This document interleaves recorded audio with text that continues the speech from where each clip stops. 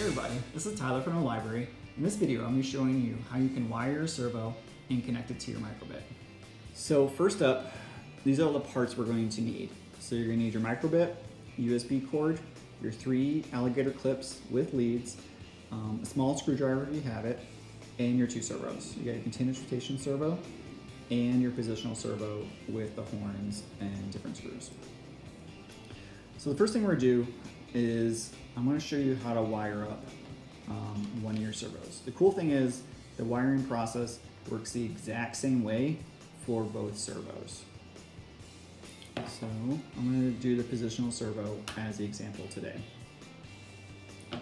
So what you're going to do is you're going to plug the leads into the end of the servo.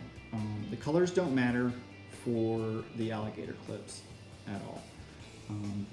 But the colors do matter on the servo itself. These wires right here. Each of these wires signifies what its job is and how we're going to connect it to the microbit. So the first one, the brown wire, is our ground wire.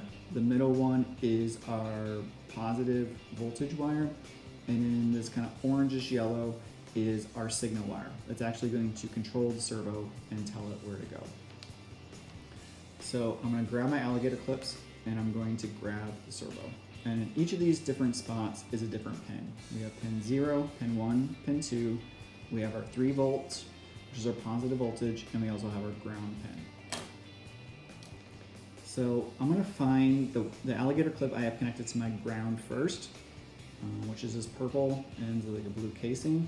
And I'm going to then connect that to the servo. Sometimes it's a little slippery, and so I've got that connected to ground.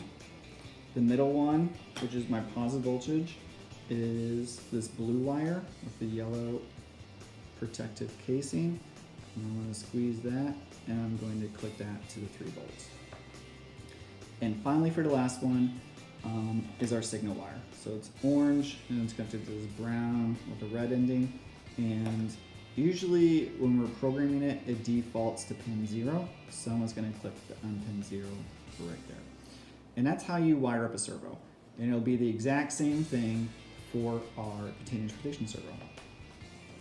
And lastly, we also have our USB cord. And on the micro USB end, we're going to plug that in to the back of the servo right here.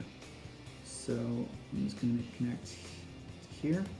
And then this end will connect to a USB port on your computer. And that's how your microbit will stay connected and how we can transfer our programs over. The last thing I want to show you, and this is unique just to the positional servo, is there's a variety of different kind of horns and connections here. And you can pick which one makes the most sense for your project. This is one that I often use, it's kind of half horn, and you can connect it to your project. The reason we didn't do this in advance is because depending upon the degree you set your positional servo to will change and dictate where you want to connect this servo thing as well. So once you've uploaded your code and you can see where it's turning, then is when I recommend connecting here. You can just pressure fit it onto here, but it can be a little loose as you see.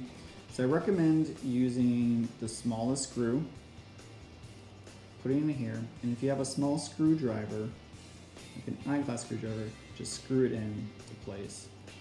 And that way it will stay exactly where you want it to be. You can see.